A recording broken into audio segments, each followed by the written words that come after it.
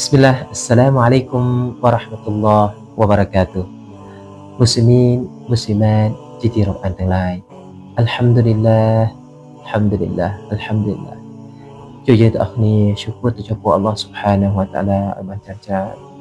ឈឺគួរនៅអ្វីដែល Allah Subhanahu wa Ta'ala បានប្រទានឲ្យយើងបានចាត់ចែង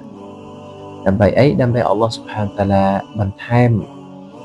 មនៅលៀបសក្ការៈនៅ rizki នៅអ្នកម៉ាត់ផ្សេងៗដែល Allah Subhanahu wa Ta'ala បានប្រទានឲ្យយើងពេលខ្លះយើងគេហៅថាយើងគិតយើងរវល់ជាមួយនឹងអ្វីដែលយើងគ្មានរហូតដល់យើងភ្លេច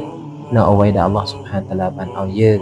ហើយអ្វីទាំងនោះគឺជាវាមានតម្លៃគេហៅថាទូលំទូលាយមានតម្លៃថ្លៃខ្លាំងណាស់ក៏ប៉ុន្តែជួនកាលយើងភ្លេចដោយសារយើងចង់បានផ្សេងហើយយើងភ្លេចនៅអ្វីដែលយើងមានភ្លេចជួបទៅចំពោះ Allah Subhanahu wa Ta'ala អញ្ចឹងជួយយើងមកមើលមក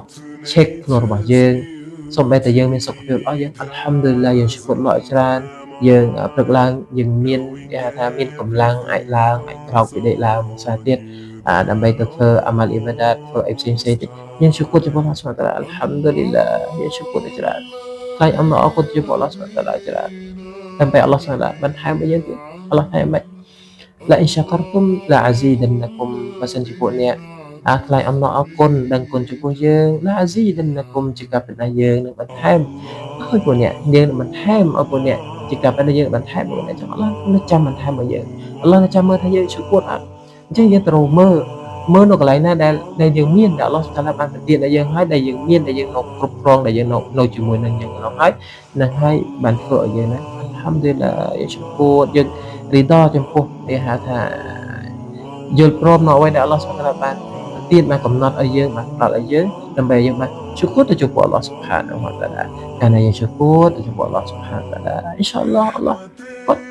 សន្យាជាមួយនឹង Allah Subhanahu បានសន្យា la azidannakum Allah មិនបាត់ពីសន្យាទេខ្ញុំយើងនឹងបន្ថែមចំពោះពួកអ្នកបន្ថែមទៀតអញ្ចឹងបើសិនជាយើងមើលពិនិត្យមើលនៅអ្វីដែលយើងមានInsyaAllah យើងមិនភ្លេចឈ្មោះទៅចំពោះ Allah Subhanahu wa Ta'ala ទេប៉ុន្តែបើសិនជាយើងត្រូវការអ្វីដែលយើងគ្មានឥឡូវហ្នឹងរហូតដល់យើងភ្លេចនៅអ្វីដែលយើងមានដែល Allah Subhanahu wa Ta'ala បានប្រទានឲ្យយើងជាសុខភាពរបស់យើងពេលទំនេររបស់យើងឬអីផ្សេងទៀតគឺជាអ្នកមកទាំងអស់បើសិនយើងភ្លេចអញ្ចឹងយើងគេហៅថាឱកាសដែលយើងចង់ឈ្មោះទៅចំពោះ Allah Subhanahu wa Ta'ala នេះគឺវាអត់ច្រើនទេអញ្ចឹងសង្ឃឹមថាយើងទាំងអស់គ្នា InsyaAllah Nasallah أن يجعلنا من الشاكرين إن شاء الله من عباده الشكور آمين نسأل الله السلامة والعافية والسلام عليكم ورحمة الله وبركاته